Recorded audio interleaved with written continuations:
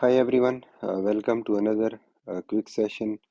In this session, we will discuss a few more important topics for the CISSP exam, implementing deductive and preventive measures. A deductive and preventive measure reduce the likelihood of incidents and help identify attacks only.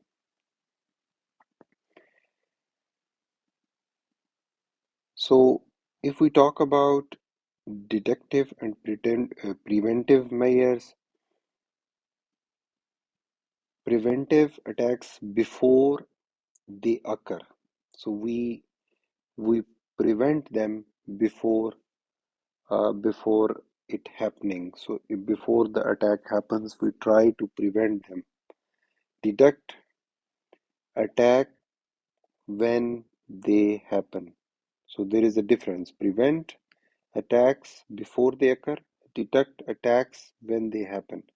So for the CISSP exam, we focus on preventive controls, IDS versus IPS, um, attack types, specific countermeasure, firewall training, patching. So let's get started with this basic preventive measures. Basic preventive measures controls preventive controls stop attack before they happen. So common preventive measure, patching, fix vulnerabilities. So we need to patch our infrastructure on regular basis. As soon as we have new patch from the vendor, we need to make sure all the new vulnerabilities are fixed. So patching help to fix the vulnerabilities. Strong authentication MFA prevents credential theft. So strong authentication is a very important topic in the in company. We should have multi-factor authentication. That should be the basic control uh, we should implement. So username or passwords, they are very basic level authentications, and they are not secure anymore. Therefore, we need to have a strong authentication. So multi-factor authentication prevents credential theft. Second one is encryption's product that protects data confidentiality. We should protect the data, either it is in use or it is in transit or data is at rest. So um, in all cases, we need to make sure the data is encrypted. So that encryption also help to prevent uh, any uh, help to prevent any theft, data theft, right? So confidentiality. So it makes sure confidentiality. Access controls limits who can access what. Least privilege need to know. So all those controls. MFA, as we discussed, prevents attacker from using stolen passwords to log in. A preventive control stops attack before they occur. Understanding attacks. The second is understanding attacks. Very common types of attacks: DOS, DDoS, disruption of availability. DDoS attack objective is to make service unavailable. So disruption of availability, very common attack on the internet. So attacker, they generate huge amount of traffic. So then your website or service could not able to handle uh, that traffic. So that is also a very um, common attack. For instance, there could be another issue when we do API integration. while integrating API, different services, when we integrate them, we need to configure rate limiting. So that means certain amount of connections we need to allow. So that is also another um, another common attack, and there are some preventive measures we can take. So one of them, rate limiting on API, or in general we can enable rate limiting.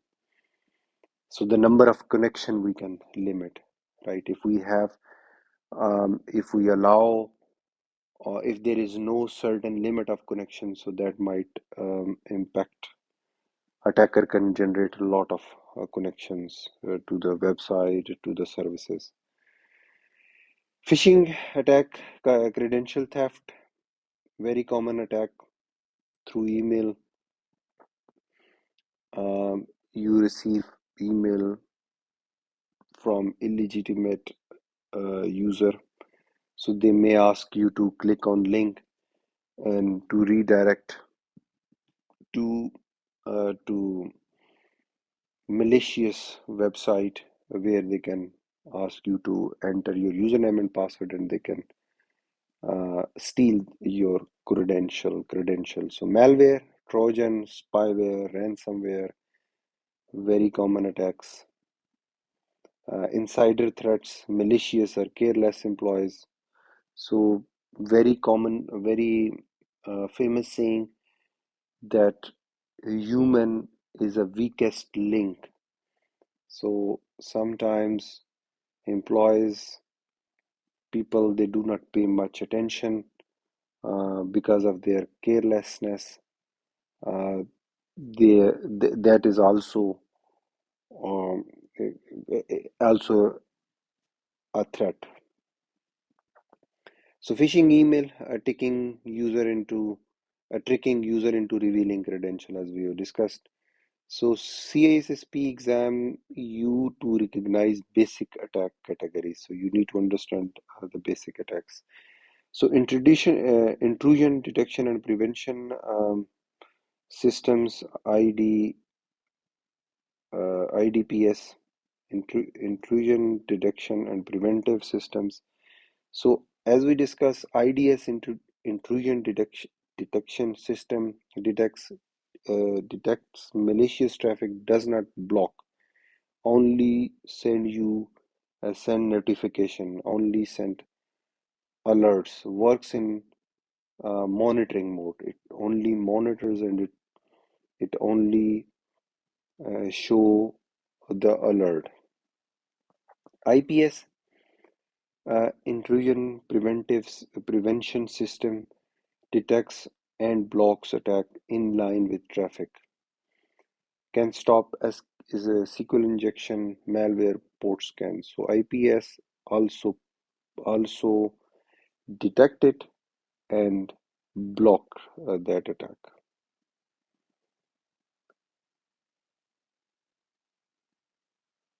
Example, Snort IDS monitors network traffic. Cisco IPS blocks SQL injection attacks. So IDS, once again, IDS only monitor, IPS monitor plus block. Specific preventive measure, these controls add defense in depth. Firewall, network, or next gen anti-malware software, security awareness training, very important. As I have mentioned earlier, that human are weakest link. So we need to educate, we need to train people on regular basis about security threats and how those security threats can be avoided. So training is a very important aspect. Application whitelisting. So we need to allow specific traffic, right?